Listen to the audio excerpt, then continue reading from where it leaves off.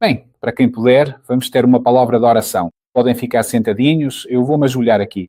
Não há problema. Oremos. Pai Celestial, Tu que habitas nos santos céus, Senhor, agradecemos-te porque ainda nos permites reunir aqui entre irmãos para podermos estudar a Tua palavra em liberdade, para podermos tratar destes temas, Senhor, que são tão importantes de compreendermos nesta hora tão sombria da noite em que nos encontramos.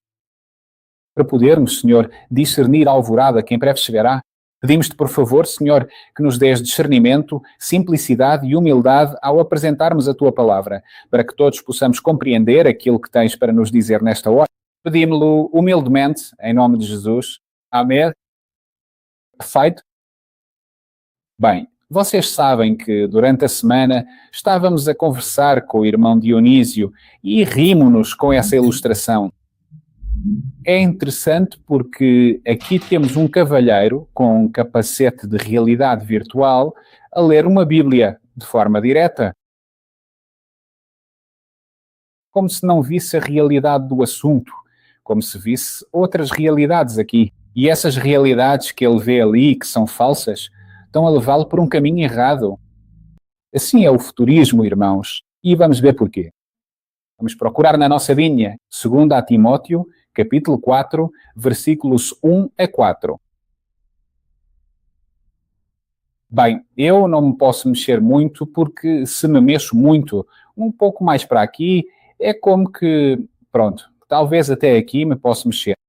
Vamos procurar em 2 Timóteo, capítulo 4, versículos 1 a 4.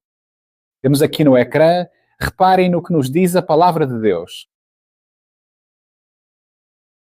Ordeno-te diante de Deus e do Senhor Jesus Cristo, que há de julgar os vivos e os mortos na sua manifestação e no seu reino, que pregues a palavra. Sabem, enquanto eu li este texto, sentia que Deus me falava de forma direta e me dizia: Santiago, prega a palavra. Porquê? Vejam o que vai a seguir. Que insistas a tempo e fora de tempo, repreende, corrige, exorta com toda a paciência e doutrina. A palavra aqui, irmãos, é muito importante. Ação, doutrina. Porque virá o tempo em que não suportarão a sã doutrina. Eu acredito que já estamos nesse tempo há anos. Mas, tendo comichão nos ouvidos, amontoarão para si doutores conforme as suas próprias concupiscências. A que é que isto se refere a ti? Às suas próprias ideias humanas. E a Bíblia diz que se amontoarão mestres conforme as suas próprias concupiscências e desviarão o ouvido da verdade, voltando-se para fábulas. O que é uma fábula? Uma história fictícia. E é precisamente isso o oposto da palavra de Deus, porque a palavra de Deus é a verdade. Irmãos, é preciso ter cuidado com isto, com as fábulas. E agora vamos ver uma das fábulas mais agradáveis que se ouve hoje no Adventismo. Este quadro é muito interessante. Depois vou partilhar este material com quem quiser para que o possa estudar. Há vários dados muito interessantes neste quadro. Aqui temos o método de interpretação historicista. Em que consiste este método? Segundo este método, acredita-se que desde a época de João, ou seja, quando o Apocalipse foi escrito, tem-se visto um cumprimento cronológico na história das profecias de Daniel e Apocalipse. Este comentário baseia-se em princípios historicistas. Entre os comentadores historicistas encontram-se figuras ilustres como Wycliffe, Lutero, Knox, Newton e John Wesley. A interpretação historicista está avançada em profecia cumprida e, ao segui-la, pisamos em terreno sólido de factos realizados. Ou seja, a Bíblia apresenta um mecanismo de interpretação. Permitam-me explicar isto de forma simples. Ou seja, quando o profeta dá a profecia, a partir desse momento a profecia começa a cumprir-se e, à medida que vamos levantando o véu da história, vemos a interpretação da profecia à luz da história. Ou seja, interpretamos a profecia conforme o que aconteceu e comparamos com a Bíblia. E a Bíblia lança luz sobre a história e mostra-nos o cumprimento da profecia. Esse é o método historicista original, não é verdade? E aqui diz-nos que a profecia é a história predita, A história é profecia cumprida. Com os livros de Daniel e Apocalipse numa mão e o livro de História na outra, podemos confirmar o cumprimento cronológico dos eventos perdidos nestes livros proféticos. Esse é o princípio historicista. Vamos ver o que é o futurismo. Diz que esta escola acredita que os capítulos 4 a 6 do Apocalipse até ao 22 ainda aguardam cumprimento, ou seja, que desde o capítulo 4 de Apocalipse em diante ainda está no futuro. Percebe-se?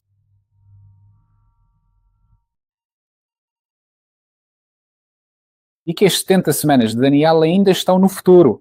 Ou seja, eles também acreditam que as 70 semanas de Daniel estão no futuro. Agora, como é que surgiram estas duas formas de interpretar, a futurista e a preterista? Este protestante, José Tenner, escreveu sobre isto.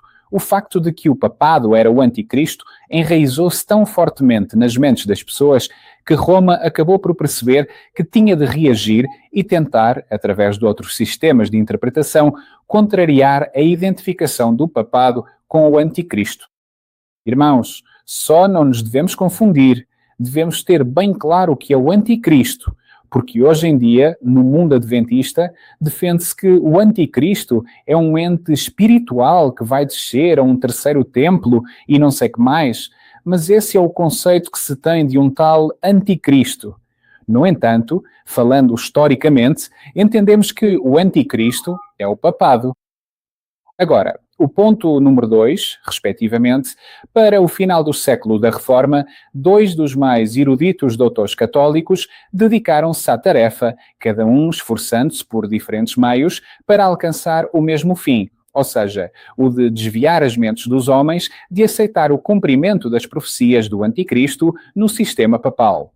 O jesuíta Alcázar dedicou-se a tornar proeminente o método preterista de interpretação e assim procurou mostrar que as profecias do Anticristo se cumpriram antes de os papas terem reinado em Roma e que, portanto, não podiam aplicar-se ao papado.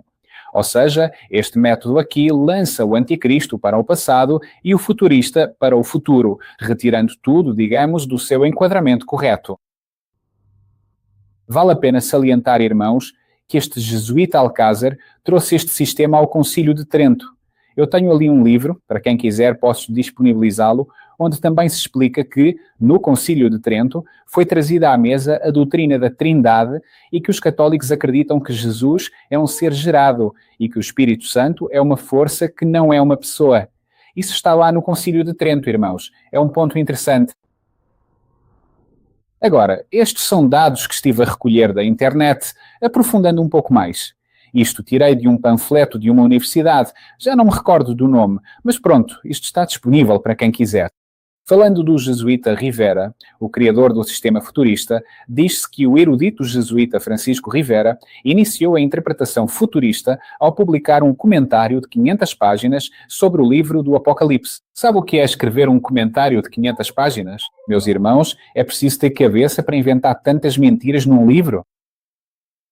Rivera pegou a última semana, 7 dias por ano, da profecia das 70 semanas de Daniel 9:25, dividiu-a em 2 períodos de 3 anos e meio e aplicou-a a um futuro anticristo, evitando qualquer relação com o sistema papal. Foi isso que Rivera fez. As ideias de Rivera teriam rapidamente caído em desuso, se não fosse por Roberto Bellarmino, um cardeal que as promoveu. As suas conferências foram publicadas como conferências polémicas sobre os pontos controversos da fé cristã frente aos hereges da época. Quem eram os hereges da época? Os cristãos protestantes. Exatamente, este é Liro e Fromm. Fromm. Ou seja, falam de Liro e Fromm porque Liro e Fromm escreveu um livro chamado A Fé Profética dos Nossos Pais, que foi publicado em 1948. É um bom livro esse. E Liro e Fromm fala do sistema futurista. Nesse livro, diz Fromm, estas conferências são descritas como a apologia mais detalhada da fé católica jamais escrita. Também afirma que se tornaram o arsenal de todos os futuros defensores e expositores, ou seja, que o futurismo, irmãos, tem o propósito de sustentar que o sistema papal não é o anticristo, de certa forma, um dos pontos principais. Continua a dar-nos mais dados? A internet interessante diz que, neste livro, Rivera rompeu com a tradição historicista e fundou o método futurista, que se baseou nos seguintes: a abordagem literal. Rivera propôs que os eventos descritos desde o capítulo 4 até ao 19 do Apocalipse não deviam ser interpretados simbolicamente como épocas da história eclesiástica passada, mas sim de forma literal, ou seja, como se todo o livro do Apocalipse fosse cronológico, desde o capítulo 1, 2, 3, 4, 5 e 6, e assim sucessivamente, tudo seguido, não é verdade? Mas quando se faz uma análise cuidadosa do livro do Apocalipse, do livro de Daniel, por exemplo, das linhas proféticas, o Senhor o que faz é mostrar-te uma profecia, dá-te luz, depois explica-te a profecia e essa profecia termina e volta a começar novamente, e dá-te outra profecia, lança luz e volta a começar de novo. Um mecanismo que vemos no livro de Daniel, no livro do Apocalipse. Então, não podes fazer isto, ok? O que fez aqui este jesuíta Rivera, aliás, este teólogo Desmond Ford, utilizou este mesmo método de interpretação do Apocalipse. Por isso é que ele defendia que no céu não existe um santuário. Continua a dizer aqui a brecha temporal. Sustentou que quase todo o livro do Apocalipse se refere a acontecimentos reservados exclusivamente para o tempo do fim, mesmo antes da segunda vinda de Cristo. O anticristo como um indivíduo futuro. Rivera argumentou que o anticristo não era um sistema ou uma sucessão de papas, mas sim um único homem real e literal. Isto é perigosíssimo, irmãos. Afirmou que seria um governante infiel, provavelmente de origem judaica. Eis que agora andam com a questão dos sionistas, tudo isso, que reconstruirá o Templo de Jerusalém, perseguirá ferozmente a Igreja e governará o mundo por um pequeno período literal de 3 anos e meio, que são as 70 semanas de Daniel. E depois vamos ver como isto, irmãos, é ensinado hoje no Adventismo. Vamos ver isso mais à frente. Bem, este é o diagrama do preterismo e futurismo de Diego Alcázar. Aqui vemos o período da Idade das Trevas, de 538 a 1798. Aqui temos o Concílio de Trento e, a partir daqui, foi onde estes sistemas começaram a ser estabelecidos, de 1585 a 1604. O futurismo aplica-se a um anticristo futuro. O anticristo ainda está para ver. Quando é que ele vai aparecer? Por aqui? Depois o arrebatamento secreto, tribulação, etc. Não sei, a verdade é que fazem uma salada com isto.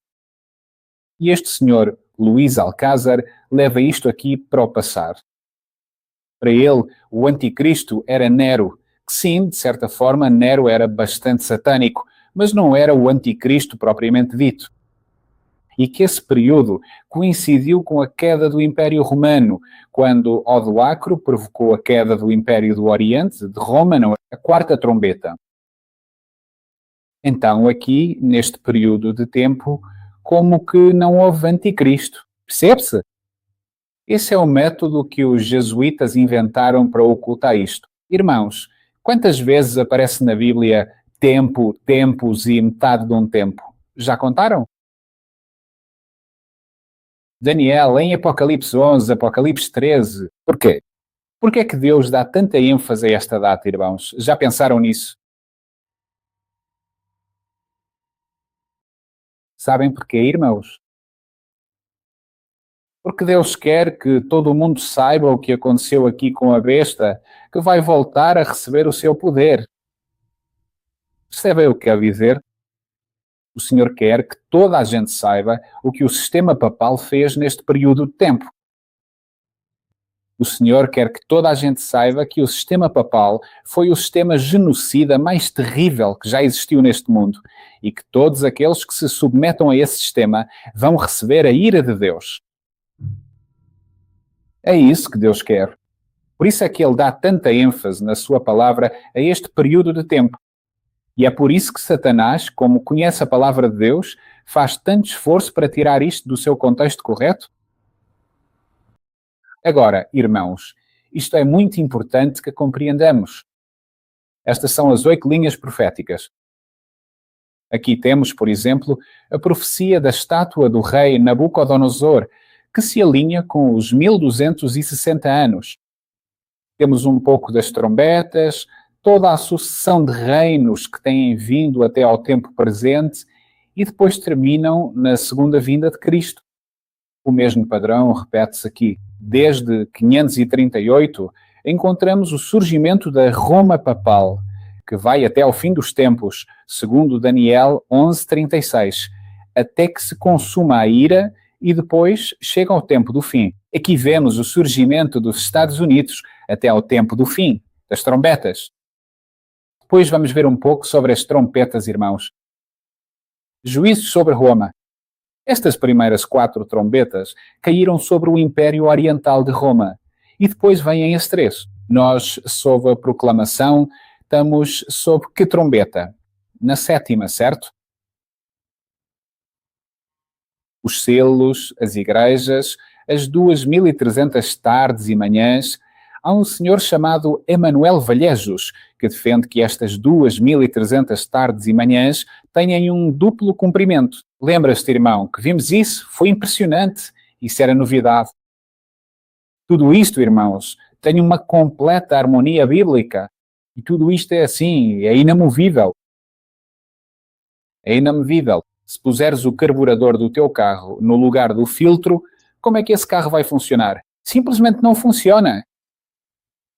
É assim que Deus desenhou tudo isto, para que possamos ver a ordem do cumprimento da profecia, para que, quando estas coisas acontecerem, especialmente isto aqui, saibamos que Jesus virá de forma muito rápida, não necessariamente em 3 anos e meio.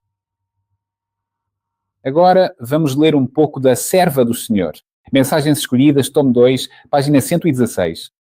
Aconselho-vos a ler estes testemunhos, irmãos. Aqui há muita luz. Este é um irmão. Esse é um problema que o White State tem. Não colocam os nomes dos irmãos. Gostava-lhes muito pôr o nome do irmão. Aqui diz o irmão de... Peço desculpa por isso, não investiguei mais. Não consegui dormir desde a 1:30 da madrugada. Estava a apresentar ao irmão uma mensagem que o Senhor me tinha dado para ele. Os conceitos particulares que ele defende são uma mistura de verdade e erro. Se ele tivesse passado pelas experiências do povo de Deus à medida que ele os foi guiando durante os últimos 40 anos, estaria melhor preparado para aplicar corretamente as Escrituras. Interessante, não é? Porque ela está a exortar-te, meu querido irmão, minha querida irmã, a que estudemos estes 40 anos passados no contexto de 1900 para trás, da experiência do povo de Deus, para entendermos como aplicar corretamente as Escrituras. Os grandes marcos da verdade que nos mostram o nosso rumo na história profética. O que é a história profética? Isto, irmãos, isto é a história profética. E isto, nos dias da irmã White, era algo normal, que se apresentava de forma normal. De forma normal. Devem ser cuidadosamente protegidos para que não sejam demolidos e substituídos por teorias que irão produzir confusão. O que é confusão? O que é que a Bíblia chama confusão? O que é que a Bíblia chama confusão? Babilônia. Ok?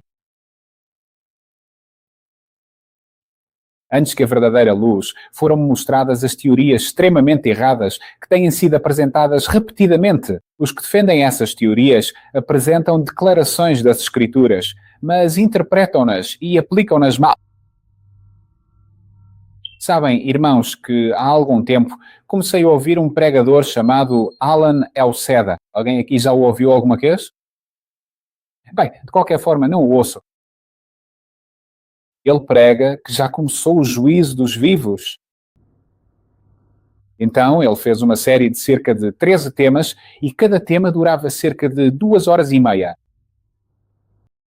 Então, vários viam-me como se estivesse a ser ouvido. Então, pus-me a ouvi-lo e havia muitas verdades que ele dizia. O tipo vive no campo, estava em grande parte na mensagem, mas tinha este problema. Tirava a Escritura do contexto. O que é que acontece com isso? Ele, por exemplo, citava-te Jeremias 24, onde fala sobre o que é o mundo, como vai ficar depois de Cristo vir, o que será o milénio, mas ele pegava essas escrituras e aplicava-as de certa forma àquilo que foi a experiência da pandemia, e se o ouvisses falar, ele convencia-te. Mas quando vais à Bíblia e aos testemunhos e analisas o contexto, percebes que a Bíblia não fala disso. Ou seja, a Escritura, irmãos, tem um contexto histórico, um contexto cultural que não devemos ignorar e muitas vezes podemos isolar o texto do contexto e criar teorias que parecem verdade, mas que não são. Foram-me mostradas as teorias extremamente erradas que têm sido apresentadas uma e outra vez. Aqueles que defendem essas teorias apresentam declarações das Escrituras, mas interpretam-nas e aplicam-nas mal. As teorias que supostamente eram corretas, na realidade não o eram, e, no entanto, muitos pensavam que eram precisamente as teorias que deviam ser apresentadas ao povo. É preciso estudar diligentemente as profecias de Daniel e João segundo estes princípios, irmãos. Repito, segundo estes princípios. Isto é um guia, isto é um fundamento. Atualmente vivem algumas pessoas que, através do estudo das profecias de Daniel e João, receberam grande luz de Deus ao passarem por lugares onde profecias especiais estavam em processo de cumprimento na ordem correspondente. Há profecias, irmãos, que têm uma ordem de cumprimento, que têm o seu tempo e o seu lugar. Por isso, para Uriah Smith, Daniel 11, 40 a 45 estava selado. Por quê? Porque nesses 100 anos, depois do irmão Uriah Smith ter descansado, essas profecias começaram a desenvolver-se na perfeição e, por isso, para nós, no tempo presente, é uma profecia que, se analisarmos à luz da história, é muito clara, percebem? Porque neste método de interpretação historicista, a história desempenha um papel fundamental. A história é profecia cumprida. Atualmente, vivem algumas pessoas que, através do estudo das profecias de Daniel e João, receberam grande luz de Deus ao passarem por lugares onde profecias especiais estavam em processo de cumprimento, na ordem correspondente, proclamaram a mensagem do tempo ao povo. A verdade brilhou nitidamente como o sol ao meio-dia. Foram apresentados ao povo os acontecimentos históricos que mostravam o cumprimento direto da profecia. E percebeu-se que as profecias constituíam uma delineação simbólica dos acontecimentos que conduzem ao fim da história terrena. Ou seja, o que é que a profecia te mostra em poucas palavras? O que é que tudo isto te mostra, irmãos? Isto, a vinda de Cristo, a pedra que derruba todos os reinos terrenos, é isso que faz a profecia. Coloca-te no tempo, mostra-te tudo isto. Sim? As cenas relacionadas com a obra do homem do pecado constituem as últimas características claramente reveladas na história deste planeta. O povo tem agora uma mensagem especial para pregar ao mundo, a mensagem do terceiro anjo. Então, irmãos, temos de compreender bem a profecia no contexto da mensagem do terceiro anjo. Porque se eu vos disser que vem aí uma terceira guerra mundial, isso está em harmonia com a mensagem do terceiro anjo, percebem? Por isso é preciso ter cuidado em nós. Houve alguns que, através do estudo das suas Bíblias, pensaram ter descoberto grande luz e novas teorias, mas estas não estavam corretas. A Escritura é toda ela verdade, mas os homens chegaram a conclusões erradas por aplicarem mal as Escrituras. De acordo com as instruções que o Senhor se dignou a dar-me, está a escrever este irmão: você está em perigo de realizar a mesma obra ao apresentar a outros verdades que já tiveram o seu lugar e cumpriram o seu propósito específico naquele tempo na história da fé do povo de Deus. Irmãos, é muito claro. Se eu pegar e colocar a quinta trombeta no fim dos tempos, estou a violar isto. Sim, irmãos, vocês aceitam como verdadeiros estes factos da história bíblica, mas aplicam-nos ao futuro. Continuam a manter a sua força no seu devido lugar na cadeia de acontecimentos que nos tornaram no povo que hoje somos e, como tal, devem ser apresentados àqueles que vivem nas trevas do erro. Por que é que isto é tão importante, irmãos? Insisto, para que as pessoas compreendam em que tempo estamos a viver, como é que a história se foi desenrolando e que isto que vemos aqui, irmãos, é uma profecia de mais de 2000 anos, cerca de 2500 anos, de como Deus, ao longo da história, tem conduzido este conflito conforme Ele próprio previu. Então, quando vemos isto, o que se desenvolve em nós é fé, não sensacionalismo. Se eu lhe disser que Jesus vem em 2027, vai entrar numa excitação espiritual e não se vai converter verdadeiramente ao Evangelho. Isso é muito perigoso, porque a irmã White também diz neste livro, Mensagens Escolhidas, que depois de um falso reavivamento veio uma grande apostasia. E vamos ver isso mais à frente. De todos os lados viram teorias errôneas sem autoridade da palavra de Deus. E para os fracos, essas teorias terão a aparência de verdades que tornam sábio. Mas são como ninharias. E, no entanto, muitos membros da igreja chegaram a satisfazer-se tanto com alimento barato que têm uma religião dispéptica. Por que razão homens e mulheres diminuiriam a sua experiência cristã, recolhendo fábulas ociosas e apresentando-as como assuntos dignos de atenção? O povo de Deus não tem tempo para se ocupar com questões indefinidas e frívolas que nada têm a ver com os requisitos de Deus. Vamos crescer em discernimento à medida que formos estudando. Estamos continuamente em perigo de nos colocarmos acima da simplicidade do Evangelho.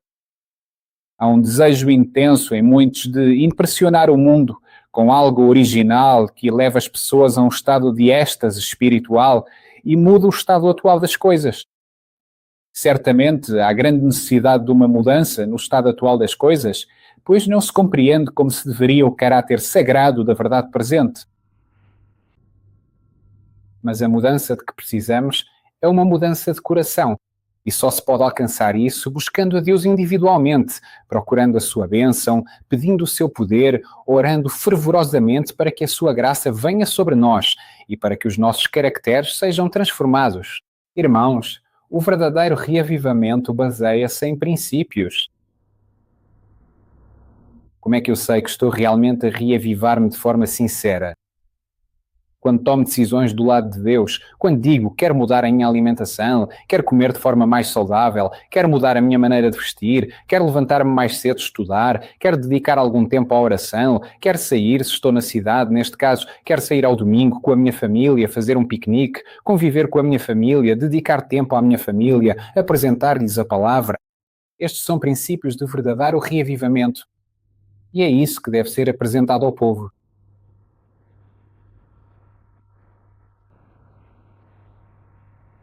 E é necessário, irmãos, mostrar-vos um pouco mais sobre as artimanhas do futurismo.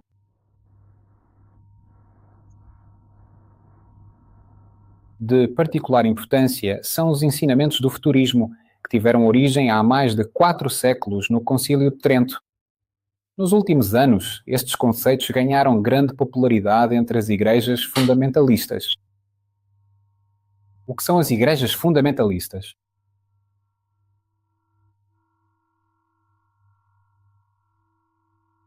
A sua fé tem fundamento. Tem um fundamento sólido. Então, estes conceitos futuristas entraram. Porque antes o protestantismo tinha fundamento. Não podia acreditar, qualquer coisa tinha de ser fundamentada. Isso mesmo. E justamente, irmãos, estas igrejas fundamentalistas têm vindo a decair tanto, pode-se dizer, porque antes tinham muito claro o que era o papado. Ele afirma que, antigamente, os protestantes educavam os seus próprios filhos para que passassem a desconfiar de todos os ensinamentos e dogmas instituídos pelo papado. Não podia permitir que, como se um pai dedicado estivesse a ensinar cuidadosamente os seus próprios filhos. Claro. Porque sabiam que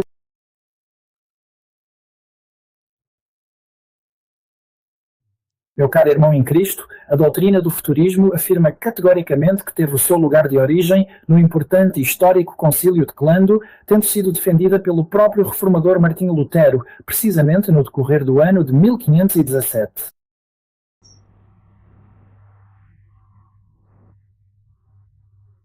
Em 1518, aproximadamente. Então, levantou-se a ordem jesuíta para contrariar A reforma. a contra-reforma. Mas, para contrariar essa contra-reforma, era preciso introduzir um conceito.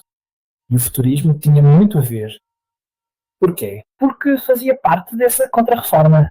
Por isso é que no concílio se introduziu esta ideia.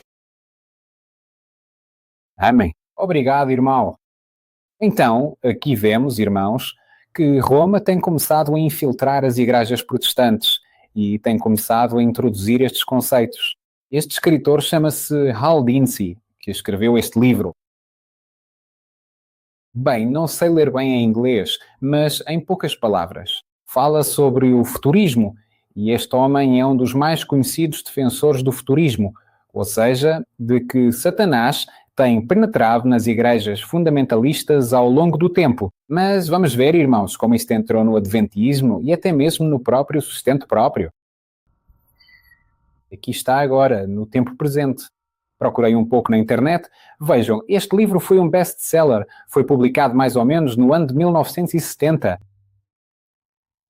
É este livro, e diz que este livro levou o futurismo às massas da cristandade americana e além. O papado procurou sempre enfraquecer o protestantismo nos Estados Unidos. Lembram-se do que vimos esta manhã? Isto foi, irmãos, um processo de muitos anos para levar as pessoas a aceitar o Papa e dar-lhe uma medalha. E isto tem sido parte desses processos através destes homens. Percebem?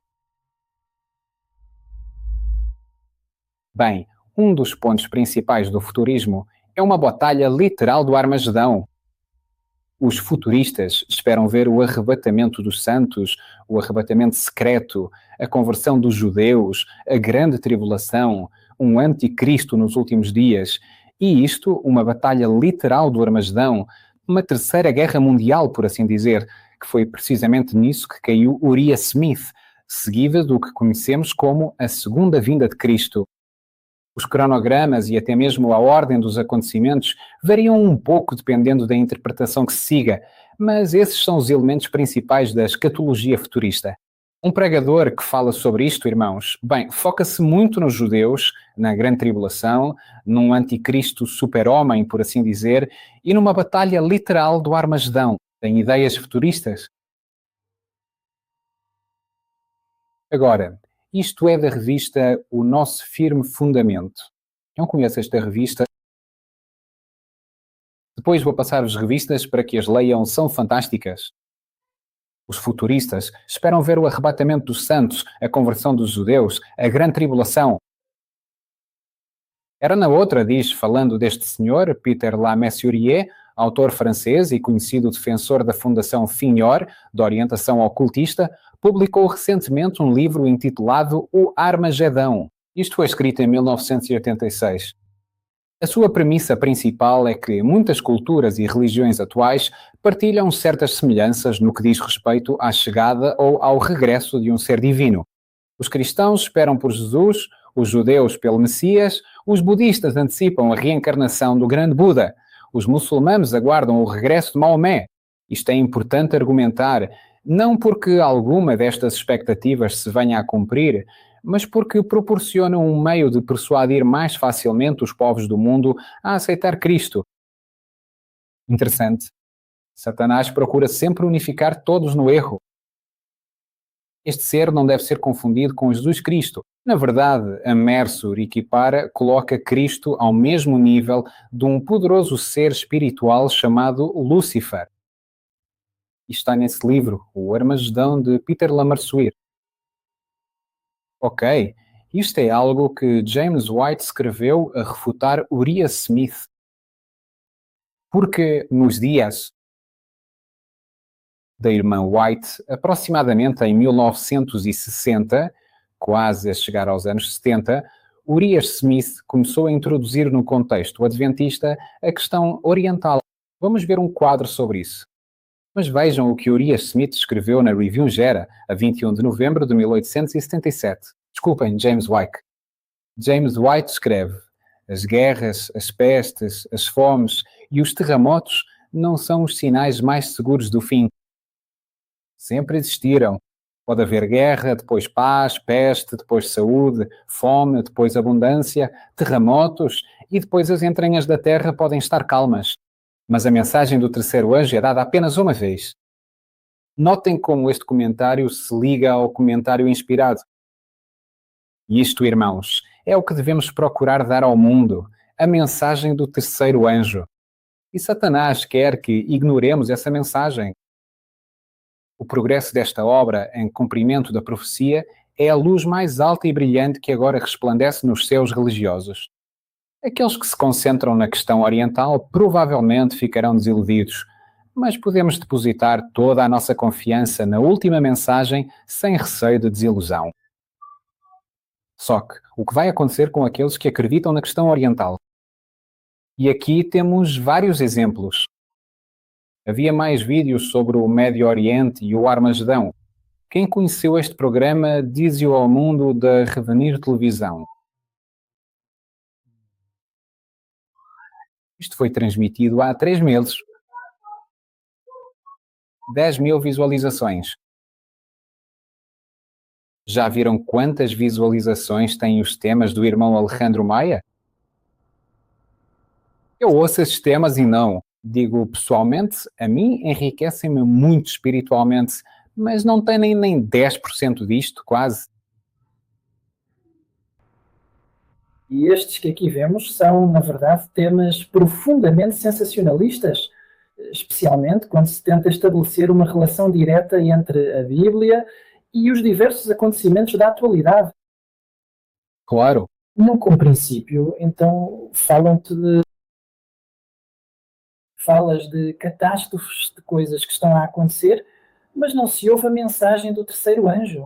Aproveitando-se do momento, causa-lhe... E são estes que gostam. Sim, as pessoas que têm comissão de ouvir vão escutar estes homens, não é Aguilar e da Dead. Uma pergunta interessante. Estão a provocar o Armagedão? E aqui vêm eles, quem parece. O que é que estes homens têm a ver, irmão, com Apocalipse 13? Este é o presidente de Israel e este é o que dirão. E ele faz a pergunta. Claro, este sim, mas usam-no como pretexto para trazer isto para cima da mesa. Percebe-se? Claro, evidentemente, o papado está por detrás desta guerra. Sim, de certa forma. Mas aqui está a dizer-me Médio Oriente e o Armagedão. Está a literalizar a guerra. Aqui temos outros cavalheiros. Veja, pregações antigas deste cavalheiro, Victor San Vincense. O terceiro templo judaico e o falso Messias. Aqui está um cavalheiro, um senhor. Diz-me uma coisa, esta aqui é mais uma. Este canal é do Stephen Beckford. Sabem de quem é esta pregação? De um homem.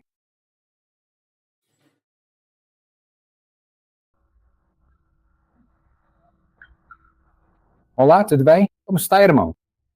Feliz sábado. Deus o abençoe. Pode sentar-se por aí. Pode sentar-se a ouvir. Muitas bênçãos.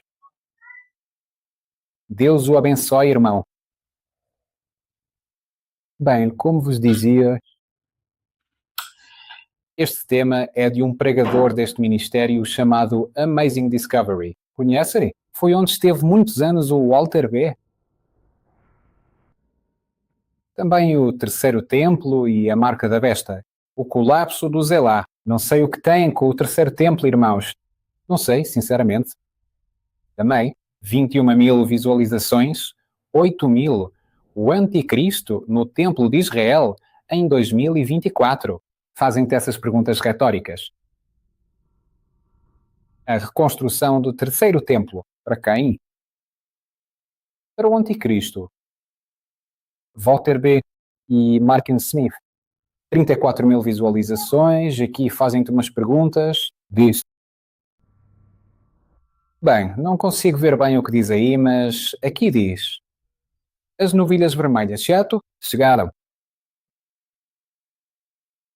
Aplica-se a profecia do Oriente ao mesmo tempo. Claro. Anticristo no templo de Israel, 2024.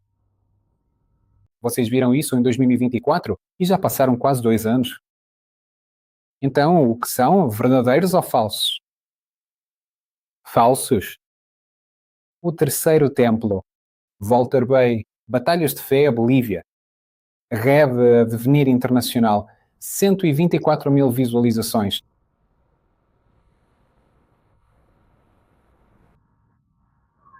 Mensagens selecionadas, tomo 2, página 117. As cenas relacionadas com a obra do Homem do Pecado constituem as últimas características claramente reveladas na história deste planeta. O povo tem agora uma mensagem especial para pregar ao mundo. A mensagem do terceiro Ejo. E por isso voltei a pôr isto aqui. Irmãos, perceber isto é fundamental.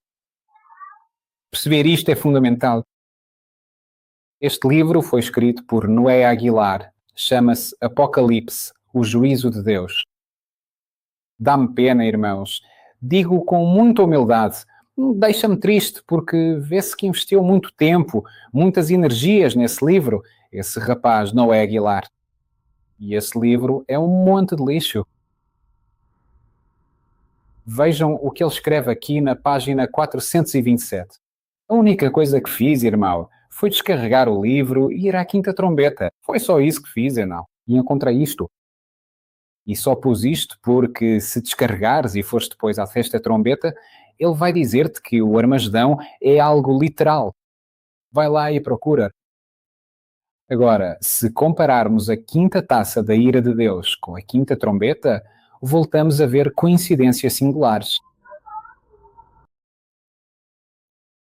O quinto anjo tocou a trombeta e viu uma estrela que caiu do céu à terra, e foi-lhe dada a chave do poço do abismo, e abriu o poço do abismo, e subiu o fumo do poço, como o fumo de um grande forno. E o sol e o ar escureceram-se por causa do fumo do poço, e do fumo saíram gafanhotos sobre a terra, que tem por rei sobre eles o anjo do abismo, cujo nome em hebraico é Abaddon, e em grego Apoliar, que quer dizer destruidor. Cita Apocalipse 9:1, 3:11. Vejam a aplicação que ele faz aqui. Ou seja, enquanto na mesma trombeta será concedido mais poder ao diabo e aos seus demónios, na quinta taça começará a restringir-se o seu poder através de um sinal muito semelhante. Neste sentido, diz-se que na quinta trombeta, ao abrir-se o poço do abismo, produziu-se fumo como de um grande forno que chegou a escurecer o sol e até o ar. Pois bem, na quinta taça, Deus, em total justiça, enviará trevas sobre o trono da besta para que todos se apercebam dos seus enganos. Interessante, não é? E segundo ele, esta trombeta, que já se cumpriu. Espera, enganei-me, peço desculpa. Isto já se cumpriu aqui, irmãos. A 27 de julho de 1299. E segundo ele, essa trombeta está ligada à quinta praga. E que, segundo ele, vai chegar um momento em que a terra se vai abrir. Do meio vão começar a sair demónios, segundo ele. Segundo ele, não. Isto é outro testemunho sobre John Bell relativamente à profecia. A luz que Deus me deu é que as escrituras que entrelaçaste, tu próprio não as compreendes totalmente. Se as compreendesses, perceberias que as tuas teorias destroem os alicerces da nossa fé. Se eu pegar, irmãos, e colocar a quinta trombeta, que foi aqui, estou a seguir a ordem descrita por Deus. É lógico, é? Meu irmão, tive muitos testemunhos para corrigir, aqueles que começaram da mesma forma que tu. Agora, essas pessoas pareciam certas de estar a ser guiadas por Deus e foram com as suas diferentes teorias ter como ministros que pregavam a verdade. Disse-lhes: o Senhor não está nisto. Não se deixem enganar, nem assumam a responsabilidade de enganar outros. Em reuniões campestres, tive de falar com franqueza acerca daqueles que assim desviavam outros do caminho certo. Com a minha pena e a minha voz, transmiti a mensagem: não o sigam. Irmãos, isto é o que tem sido defendido como a guerra literal do Armagedão no Adventismo desde 1881 até 1924. O papado é o último poder do Rei do Norte até 1867. A partir daí, através de Uriah Smith, manteve-se nesta visão até 1995 e, até ao presente, há muitos que ainda seguem esta linha de compreensão. E, ao que parece, Noé Aguilar continua nisto, juntamente com David Gates, etc. E isto, historicamente, irmãos, podemos ver na história do Adventismo. E gosto muito, irmãos, de estudar a história porque a história mostra-te erros e acertos. E se este rapaz, Noé Aguilar, tirasse algum tempo para investigar um pouco os testemunhos e a história, não cometeria os erros que está a cometer agora. Percebem o que quero dizer? O que ele está a fazer, já outros fizeram antes. Veja o que diz aqui este pastor chamado Donald Mansell. É um pastor adventista que escreveu este livro, que está muito bom. Chama-se Adventismo Histórico. Gostei muito. E aqui ele conta a sua experiência sobre a questão oriental. Aqui ele conta como o seu pai se converteu ao Adventismo. Prestou atenção. Ele vivia, creio que na cidade de Chicago, não tenho a certeza, mas a essa cidade chegou este evangelista, o evangelista Charles Redfield, que estava a realizar uma série de conferências de evangelização sobre as profecias bíblicas.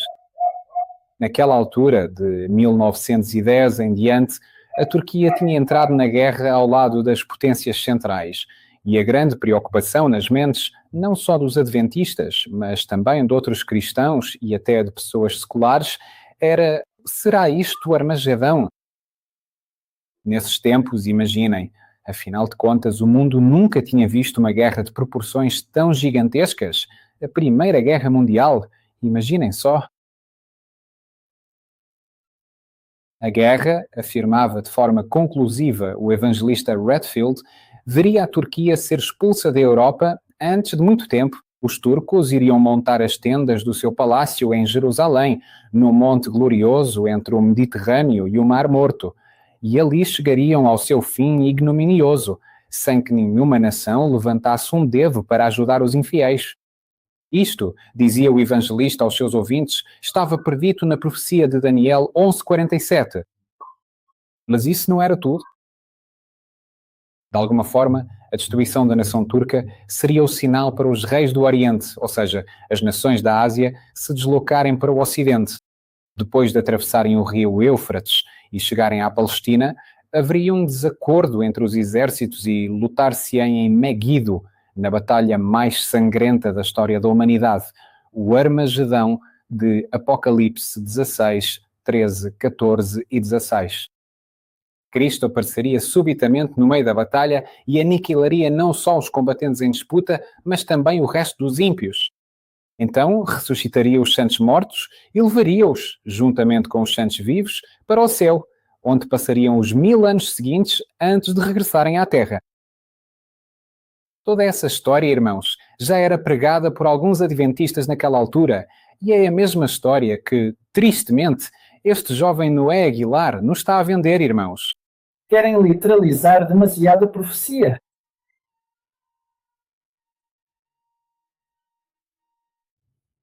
Já aconteceram, ou seja, que não aconteceram. Aconteceu.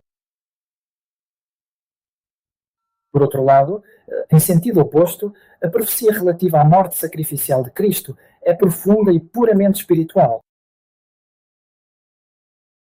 No Antigo Testamento, a profecia era literal, excepto algumas simbólicas, como as de Daniel. Então, hoje em dia, o mundo evangélico e também muitos adventistas estão a dar uma aplicação literal à profecia, não espiritual. Ora bem, o povo literal no Antigo Testamento, quem era o povo de Deus literalmente? Israel. Israel estava localizado numa área geográfica específica. So? Podia ser identificado. Agora, no Novo Testamento, o povo de Deus é literal ou simbólico? Espiritual? É espiritual. Porquê? Porque não está numa área geográfica específica. Está disperso por todo o mundo. Sim. So? Então, como é que se consegue identificar com clareza o verdadeiro povo de Deus nos dias em que vivemos hoje? Pela característica. E essa característica, onde é que a podemos encontrar? Prevejos? Sim, não é? Acho que não. Então, pela característica. É isso mesmo, irmã. E vejam o que aconteceu. Isto foi uma experiência deste pastor que me chamou muito a atenção. Por isso é que a coloquei aqui, não é? Todos os que se juntaram à Igreja Adventista através da pregação sobre a questão do Oriente e o Armagedão durante a Primeira Guerra Mundial permaneceram na Igreja. Porque não aconteceu. Imaginem, antes a Turquia era uma potência. Então, essa profecia não se cumpriu. Não, claro, mas é que nos seus dias, irmão, não se cumpriu. Porque o que este homem profetizava com a Bíblia era que essa era a guerra do Armagedão. E passou uma Primeira Guerra Mundial, uma Segunda Guerra Mundial, veio uma guerra no Vietnã, veio a Guerra Fria e não aconteceu nada. O que é? Porque literalizou um conflito que é normal no contexto do fim dos tempos. E ele aqui continua a dizer: quando os acontecimentos não se materializaram como tinham sido preditos com tanta confiança, grandes quantidades de convertidos, desiludidos, abandonaram a igreja. Isso é grave. Exatamente a mesma situação. Não tem uma data definida. Depois cobre-se essa data e Cristo Morileno, o que acontece com... Claro, é que é o mesmo, Ival. É o mesmo princípio. O mesmo princípio. Veja, isto é farisaísmo. O que estes homens fazem é farisaísmo. Veja o que diz aqui Mateus 23:15. Ai de vós, as escribas e fariseus hipócritas, porque percorreis mar e terra para fazer um prosélito, e, uma vez feito, fazeis dele 2 vezes mais filho do inferno do que vós. Isto é avoro. Essas pessoas, irmãos, andam a viajar pelo mundo inteiro. Eu vejo o Victor Saint Vicent a ir para os Estados Unidos, várias partes da Europa, na Oceânia, e aos que evangelizam, irmãos, ensinam-lhes todas essas coisas. Essas pessoas, coitadas, ficam mal. Eles fazem-nos isso. Claro, porque o diabo dá-lhes, irmãos. O diabo dá-lhes tudo porque o diabo sabe que obras estão a fazer, que fazem dessas pessoas 2 vezes mais filhos do inferno do que eles próprios, irmãos. É triste. Já estamos quase a terminar. Este não era assim tão longo, perdão? Cartas a Battle Creek, página 140. Daniel Cipresco. Os milagres que Cristo realizou deram ao mundo evidência da divindade da sua missão. Os judeus não quiseram aceitar esta poderosa evidência porque o ensinamento de Cristo não estava em harmonia com as suas ideias preconcebidas, nem exaltava os agentes humanos que continuamente se exaltavam a si próprios. O Senhor tem-me dado instrução de que hoje nos deparamos com a mesma incredulidade, irmãos. Há imensa gente para quem isto, desculpem demorar um pouco, para a grande maioria dos adventistas isto ficou no passado. E isto é evidência da divindade de Cristo, não é verdade? Porque estas são palavras de Cristo, irmãos, através de Daniel. E nós, quando apresentamos isto às pessoas de forma ordenada e simples, damos uma clara evidência de que a Bíblia é a palavra de Deus, irmãos. Mas hoje em dia, os judeus modernos querem pegar isto daqui e pô-lo ali. E querem pegar e pôr tudo isto daqui, tirar-lhe o verdadeiro sentido e colocá-lo ali. Percebe o que eu quero dizer? É isso que os judeus querem fazer hoje, algo que já está estabelecido. Por isso é que isto é tão grave, irmãos. Vejam o que continua a dizer. E que continuaremos a encontrar enquanto lemos a última mensagem de misericórdia ao mundo. Qual é a última mensagem?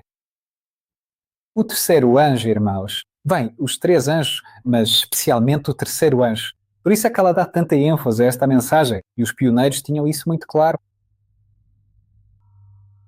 Todos os recursos engenhosos serão utilizados. Será aproveitado todo o método possível para induzir as pessoas a viverem uma mentira. Se disser, bem, espera um anticristo aí num terceiro templo, vai-se cansar de esperar, porque isso não vai acontecer. Uma mentira.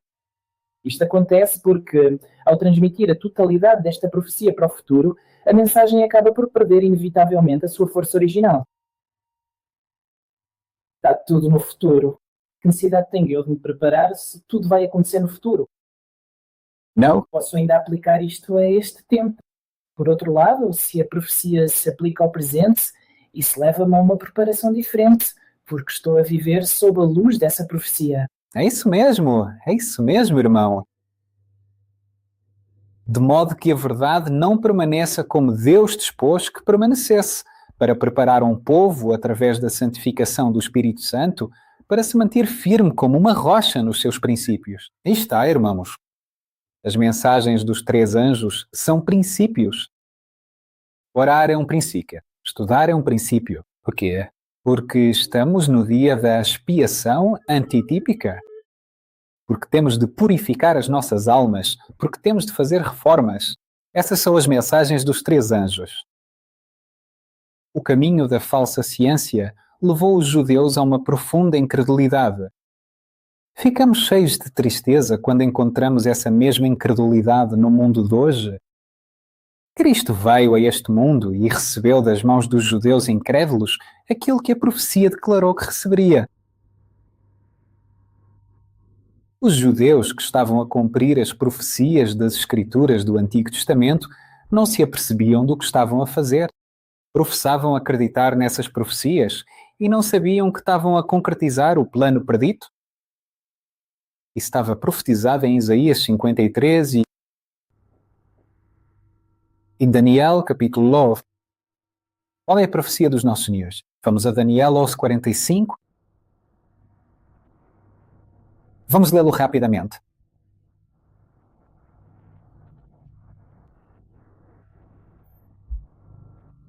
Daniel 11:45 diz a palavra de Deus.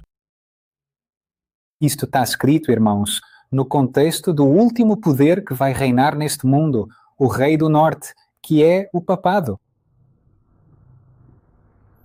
E segundo a profecia, este poder vai tomar o controle de todo o mundo e diz que plantará as tendas do seu palácio entre os mares e o monte glorioso e santo. O que é um monte glorioso e santo segundo a palavra de Deus?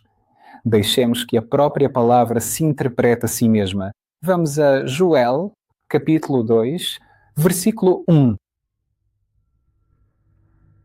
E vamos ler a partir do versículo 1 para que possamos compreender a profecia, irmãos.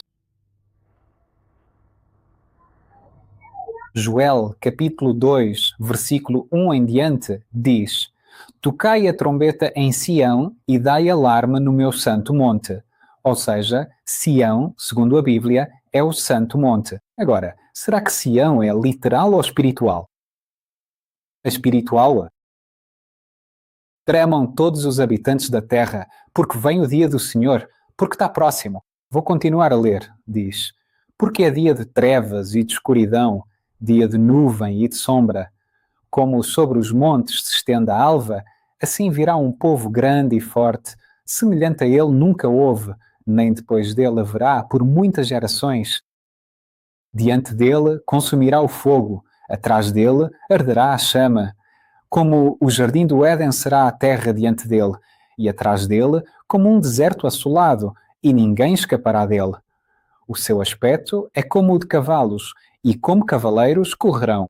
Irmãos, o que me diz esta profecia de que o rei do norte vai conseguir obter o controle de todo o mundo, vai plantar as suas tendas, o seu palácio entre os mares, vai controlar o mundo religioso e vai obter o poder político deste mundo através da nação mais poderosa deste mundo, que são os Estados Unidos da América, e que a Igreja Adventista do Sétimo Dia se vai submeter ao descanso dominical? É isso que diz Daniel 11:45? Em poucas palavras, de forma simples. Isso vai cumprir-se, irmãos, assim como a profecia indicava que os judeus iriam crucificar Jesus. Claro, na Review and Herald de 18 de março de 1884, ela escreveu isso. E veja o que diz aqui. Professavam crer nessas profecias e não sabiam que estavam a cumprir o que estava predito?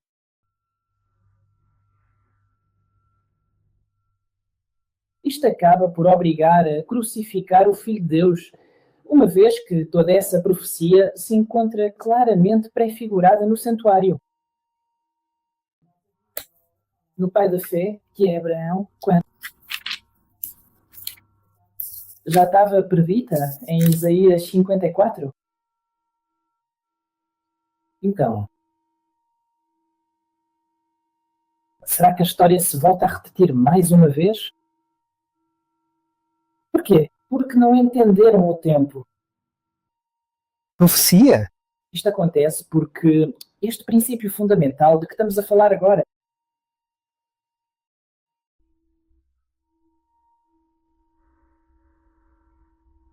E sabem o que é que ela escreve a seguir ao que estávamos a ler dessa carta? Ela cita Isaías 29, versículos 9 a 12. Isto é solene, irmãos. Vejam o que diz aqui. Vou ler da minha Bíblia. Isaías, capítulo 29, versículos 9 a 12. Parem e maravilhei-vos. Ofusquem-se e fiquem cegos. Embriaguem-se, mas não de vinho. Cambaleiem, mas não de cidra. Porque o Senhor derramou sobre vós um espírito de sono e fechou os olhos dos vossos profetas e pôs um véu sobre a cabeça dos vossos videntes.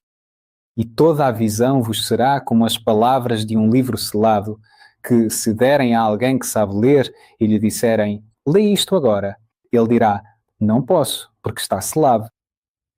Para esses homens que interpretam Daniel 11, 40 a 45 na questão oriental, para esses homens a Bíblia está selada.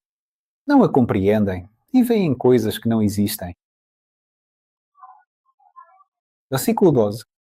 E se o livro for dado àquele que não sabe ler, dizendo-lhe, lê isto agora, ele dirá, não sei ler. E como fica o povo sem profecia? O que acontece? Fica desenfreado. Interessante, não é? Veja o que ela diz aqui. Depois de citar estes textos, vou passar-lhe a carta para quem quiser. Cada palavra disto se cumprirá. Irmãos, vamos refletir um pouco sobre isto. Se àqueles que dirigem o povo de Deus lhes é selada a profecia e ficam em confusão, como fica o povo?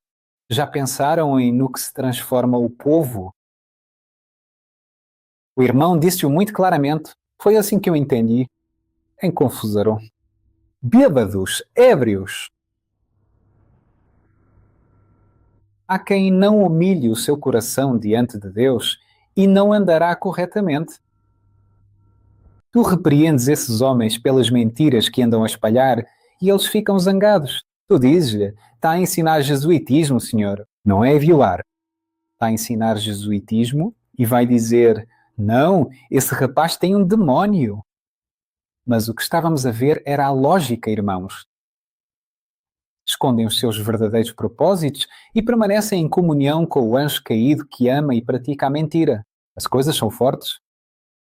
Sabiam que, ao ler a Bíblia, se não tiverem o Espírito Santo, quem vos dá a compreensão do que leem é um demónio? Isso pode acontecer-te se não estiveres humilhado diante de Deus e não procurares Deus com humildade. Quem te pode estar a dar sabedoria através deste santo livro não é Deus. Segundo a serva do Senhor, É um anjo caído. O inimigo infunde o seu espírito nos homens, que pode usar para enganar aqueles que estão parcialmente na escuridão, irmãos. Insisto, irmãos, se não compreenderem isto, se nunca vos apresentaram isto, irmãos, se não têm este esquema bem claro, vão apresentar-vos este livro e vocês vão cair no engano, tristemente. E há muita gente, irmãos, que está enganada por ler esse livro. É triste isso, irmãos. Se não têm claros estes cálculos que estão estabelecidos aqui, que também estão estabelecidos aqui, é o mesmo, irmãos. Aqui está apenas descrito em símbolos e também com citações bíblicas. Mas isto também é algo que Deus nos deu através dos pioneiros. Isto é um cronograma que foi feito pelos fundadores do movimento adventista. Se não compreendermos isto, irmãos, todos estes livros da nova ordem da apostasia ômega vão nos levar para qualquer lado, vão fazer-nos cair em ventos de doutrinas. Isso é triste, irmãos. É mesmo muito triste. E segundo a palavra de Deus, são os testemunhos da serva do Senhor, dizem-nos que estes homens são controlados por demónios. E aqui, alguns estão a impregnar-se da escuridão que prevalece e estão a deixar de lado a verdade pelo erro. Chegou o dia assinalado pela profecia. Não se compreende Jesus Cristo. Jesus Cristo é para eles uma fábula. Para essa gente, irmãos. Tudo isto que vemos aqui é puro fanatismo religioso para eles. Isto aqui é apenas uma relíquia de tempos passados, não passa de uma simples fábula inventada para eles. Nesta etapa da história da Terra, muitos agem como homens embriagados. Estamos a falar numa linguagem espiritual, certo? Um homem embriagado tem domínio sobre si próprio? Não. Os frutos do Espírito são um domínio próprio, não é verdade? E se não temos esses frutos do Espírito, quais são os outros frutos da carne? E há um fruto da carne que é a heresia. Isso é grave. Ouvir também estes pregadores É muito perigoso. faz com que se esteja na presença do engano. Então, permanecer diante do erro, o que é que vai acontecer comigo? Esse estímulo de engano pode entrar em mim. Então, consequentemente, eu vou Tornar-me um enganador? Por esse motivo exato, temos de avaliar com muita cautela e atenção que tipo de doutrina e que mensagem específica que nós vamos estar a beber e a absorver no nosso dia-a-dia. Por isso, antes de mais nada, é sempre preciso consultar alguém. Se vais ouvir alguém, deves saber quais são as suas doutrinas, que mensagem traz, porque não é qualquer um que pode chegar e dar uma mensagem. Claro, porque pode. Exatamente. Não. Por exemplo, nós aproximamos o historicismo, tudo isto. Como eu estava a tentar explicar-lhe há pouco, eu, por exemplo, já deixei completamente de ver todos aqueles vídeos que as pessoas me costumam mandar de outras coisas. Para que perder o meu tempo com isso, então, se eu acredito verdadeiramente nesta mensagem? Digam-me lá, quantos pregadores é que existem atualmente a levar esta mensagem por todo o lado? E além disso, está sempre a avaliar se alguém encontra-se atualmente em falta. Bem, temos indicação de que está sob observação. Fica desde já o aviso feito. Claro. Então, sigamos a linha. Claro. Seguir outro. Para quê? Não se percebe. Claro. Sim, correto. Sabe que aos irmãos muitas vezes agrada isto. Mas não é uma questão de gostar. É viver, na verdade. Sim, é. O irmão está muito certo nisso. Eu dou glória a Deus, irmão, porque isso foi revelado pelo Espírito Santo. Porquê, irmãos? Porque são princípios. Porque vai chegar um momento em que eu, por exemplo, como dizia, não tenho uma sabedoria, digamos, muito. Por esse motivo, não quero ouvir mais nenhum outro. Percebi esta mensagem. E Há muitas coisas que não entendo nesta mensagem. Bem, tentarei investigar aquilo que não entendo. Mas nesta, exatamente. Amém. Não é preciso que bebamos em excesso. Exatamente. Sim, e acrescentando ao que disse, irmãos, é muito importante, quando estamos a estudar, consultar os outros irmãos, percebem? Ou seja, perguntar aos irmãos com experiência: irmão, o que pensa disto? O irmão, o que entende disto, tem material sobre isto? Irmão, não nos isolemos, temos de nos unir uns aos outros. O que quer dizer? Porque ninguém é dono da razão. O irmão tem razão no que diz. Eu também não tenho assim uma sabedoria muito grande, diga-se de passagem. E aquilo que entendo, partilho, mas tenho de me limitar a ler muitas coisas. Se alguém prega a palavra, tem de ser muito prudente, irmão. Imaginem que eu venho aqui e começo a apresentar coisas que não são verdade e arrasto-vos a todos para o erro comigo. O que o irmão dizia não se pode pôr qualquer pessoa a pregar aqui. Imaginem que eu apresento um erro e o irmão me refuta e começamos aqui a refutar-nos um ao outro, gerando confusão e um grande alvoroço. É isso que o inimigo quer, ainda mais nestes ministérios independentes. Por isso é preciso ser-se muito prudente. Que pessoa vem a este lugar e põe alguém a pregar que não tem a verdade presente? Ter cuidado. Vejam, irmãos, para analisarmos os frutos, a Bíblia diz: pelos seus frutos os conhecereis. Este vídeo foi publicado por David Gates há 7 anos. Tem 58 mil visualizações e chama-se Às Portas do Tio David Gates. Eu conheço este senhor pessoalmente.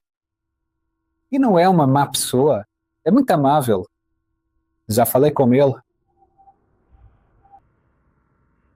Mas, infelizmente, ele está a ser controlado por Satanás. E se calhar ele nem sabe, não sei.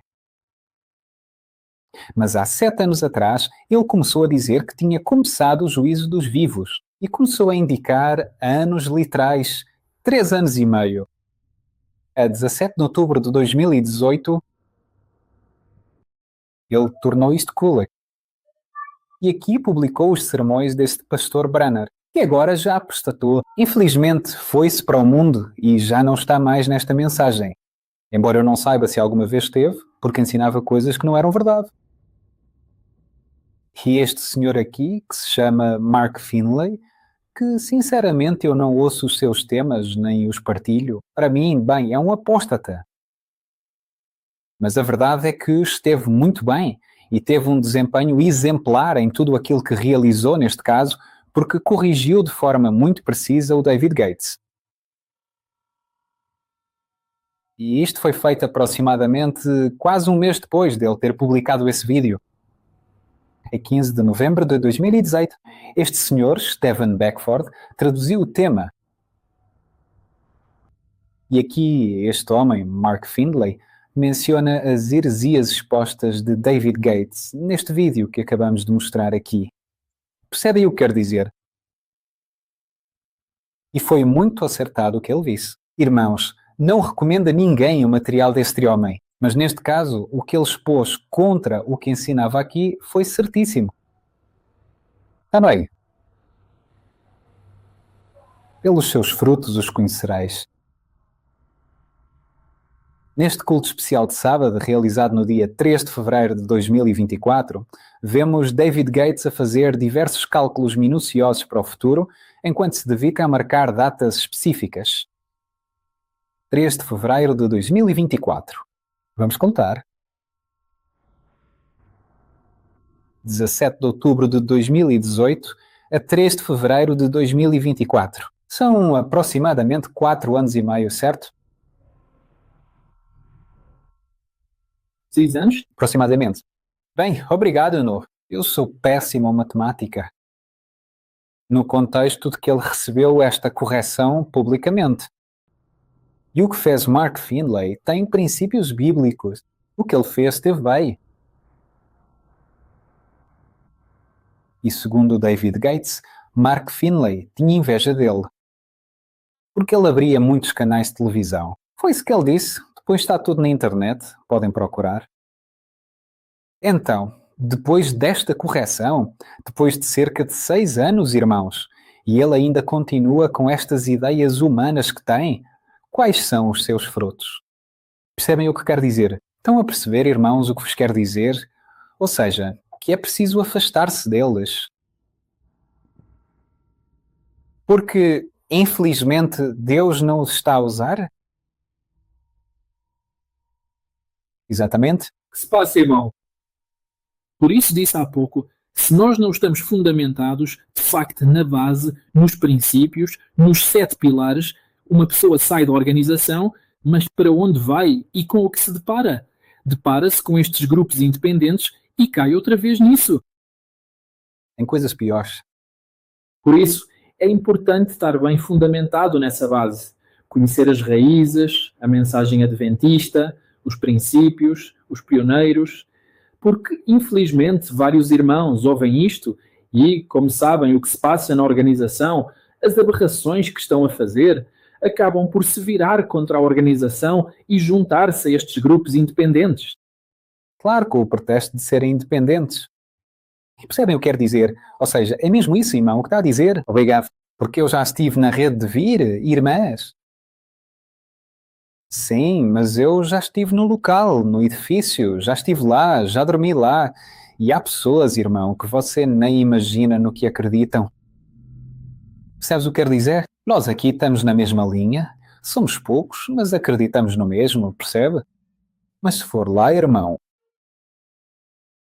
lá havia um senhor, um irmão, chamado Pedro Sarmiento, e ele contou-me que este senhor aqui, com todos os seus missionários, vários deles guardavam a festa solene ali no campus da rede.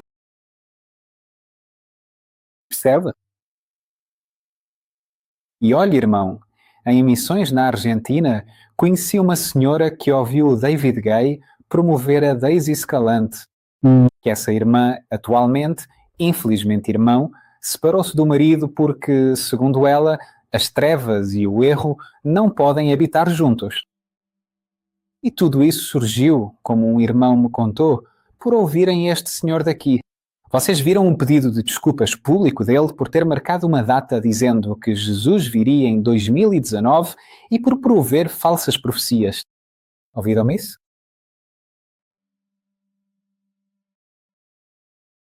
Agora, conseguiram ouvir bem o que foi dito? Isso não foi de todo justificado e não se encontra presente na própria carne. 2031. 27 a 31, ao liso. Vejam, irmãos, vamos a 1 de Reis 22.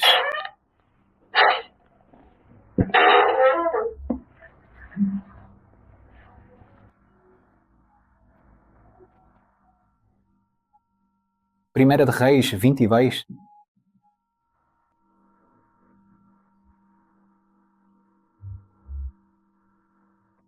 Vejam o que diz aqui. Vamos ler a partir do versículo 1 em diante.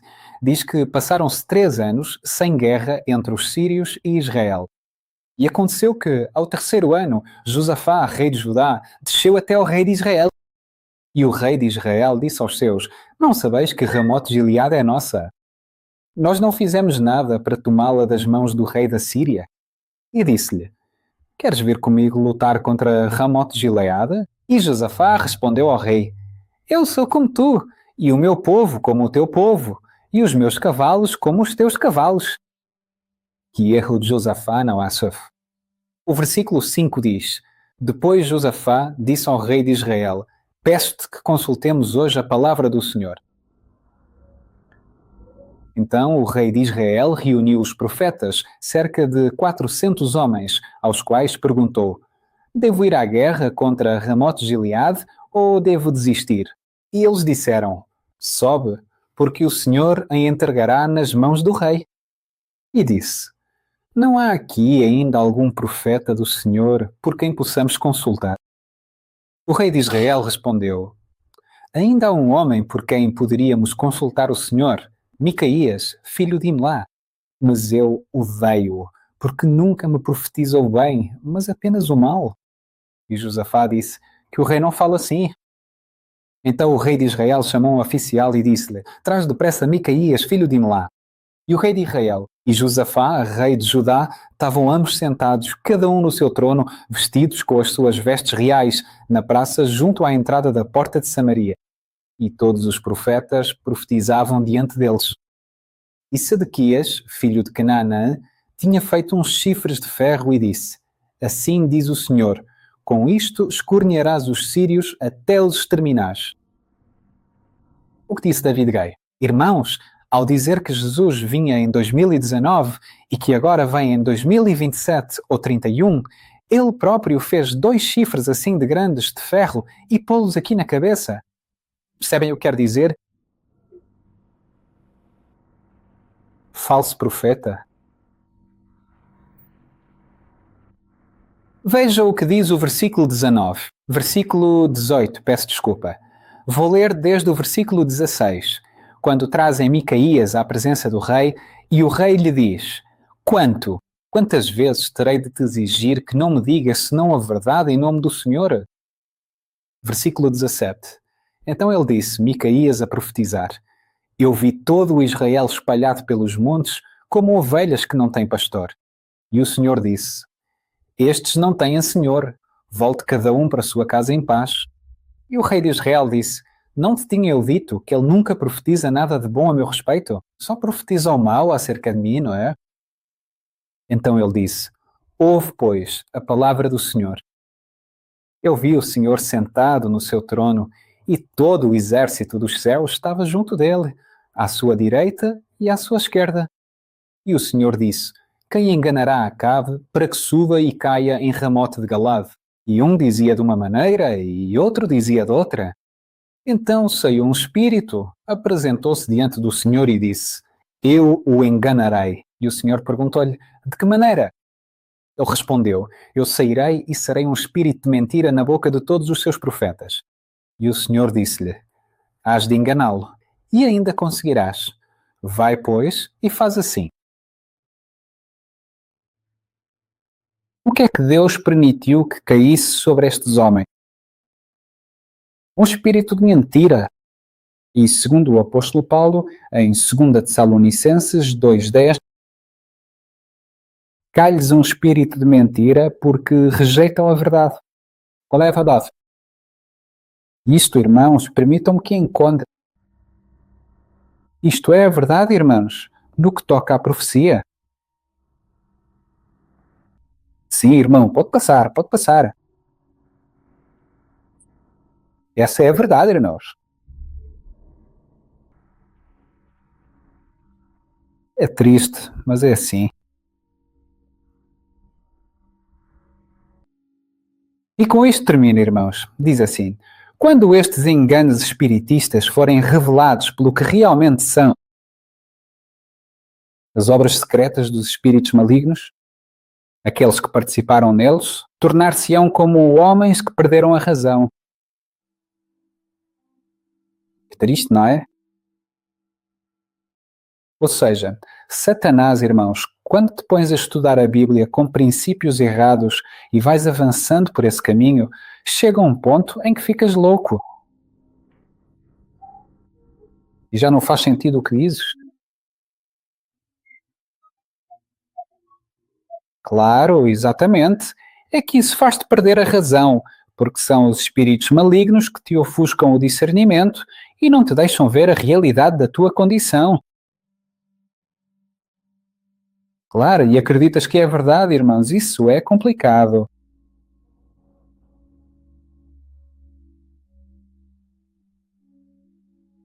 Porque simplesmente não amaram. A verdade Foi Deus quem lhes deu a... vê lá. Sim, sim, com certeza. Isso está em 2 Tessalonicenses. Vamos então ler rapidamente, pois já está quase a terminar. Assim, que é preciso amá-la. claro, temos de amar a verdade do Senhor e defendê-la. Segunda Epístola aos Tessalonicenses, no seu capítulo número 2. Versículos 8 a 10 dizem: E então será revelado aquele iníquo, a quem o Senhor matará com o sopro da sua boca e destruirá com o esplendor da sua vinda. O que é que está a falar assim? Do sistema papal, do homem do pecado, que vai permanecer até à segunda vinda de Cristo, o barro unido ao ferro. O iníquo, cuja vinda é segundo a ação de Satanás, com grande poder, sinais e prodígios mentirosos, e com todo o engano da injustiça para os que se perdem, porque não receberam o amor da verdade para serem salvos. Versículo 11. Por isso, Deus envia-lhes um poder enganador para que acreditem em quê? A mentira. É triste, irmãos. Esta citação, irmãos, queria colocá-la aqui para que possamos compreender o porquê das coisas. Os falsos mestres podem parecer muito celosos pela obra de Deus e gastar recursos a apresentar as suas teorias ao mundo e à Igreja. Mas como misturam o erro com a verdade, a sua mensagem é enganadora e irá desviar.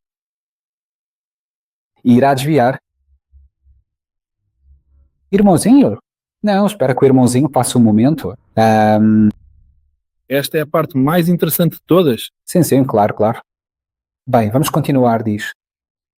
Mas como misturam o erro com a verdade, a sua mensagem é enganadora e desviará as almas por caminhos falsos.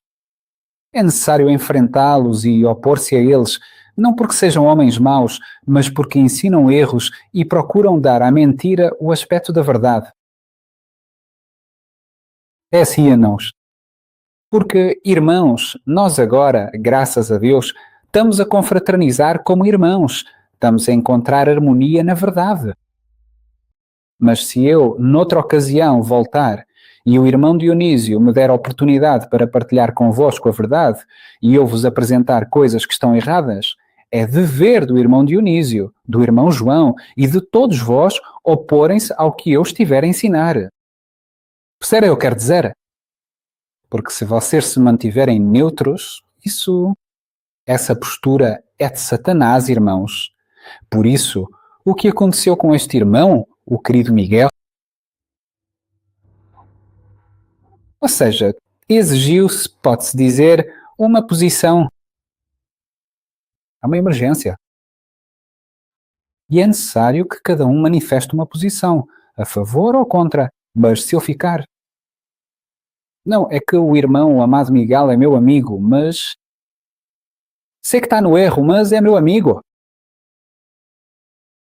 Aos olhos de Deus, isso é uma traição, porque tu não estás a defender a sua verdade. Percebem o que eu quero dizer? Obviamente, não devemos cair no sectarismo, certo? Mas eu, irmãos, utilizei esta linguagem com estes homens, um pouco forte, admito, mas porque estão a enganar muita gente, irmão. E nós nem fazemos ideia das consequências que isso está a trazer. Eu contei-vos o caso de uma irmã que recebeu uma mensagem enganosa da parte de David Gay, promovendo Daisy Escalante como profetisa de Deus, e agora essa irmã está envolvida em movimentos cheios de fanatismo. Ela e a filha já deixaram sozinho o irmão que está nesta mensagem, de certa forma. Satanás, através disso, destruiu uma família. E assim, quantos casos destes existem, irmão? E nós vemos que não há qualquer manifestação de humildade. Repito, vocês já viram alguma mensagem deste pastor a pedir desculpa por isso? Já viram isso, irmãos? E o mais triste é que vejo rapazes que dizem ser historicistas, que vão pregar lá em nós. Isso é o pior de tudo. Porque se vais pregar lá, o que estás a dizer com a tua presença? Eu estou de acordo com o que se ensina neste ministério. Se calhar na tua mente não estás, mas aos olhos de Deus estás. Que desejo é que te move a querer ir lá? Claro, como tem visualizações, como tem reconhecimento, como te abre mais portas. É preciso fazer crescer o ministério. Isso é não ter princípios. Isso é não ter princípios, irmão. E que Deus me livre disso, porque isso é não ter princípios. E podia estar aqui a dar imensos nomes de jovens. Um deles chama-se Emmanuel Isaac. Eu disse-lhe, você é historicista e porquê? Está a fazer a pregar ali em vez de vir aqui. Não, mas eu prego a verdadeira mensagem da justificação pela fé. Isso é o que me interessa, disse-lhe eu. Você tem princípios, irmão. Supostamente, eu fui inspirado por Satanás. Depois vejo a fazer uma mesa redonda com adventistas que promoveram o aborto. Mas como são pessoas que têm fama, percebem, irmãos? Esta crise que estamos a viver na Igreja Adventista é terrível. É terrível. Continua, queria dizer algo, irmão? Então isto é um perigo, irmãos. Esta ilustração vai direto ao ponto, não é? Interessante. Vamos cantar um hino para terminar? Seja muito bem-vindo à minha presença, Jesus, neste momento sagrado e abençoado. Estou muito contente por estares aqui comigo hoje. Algum voluntário que quer orar para terminar?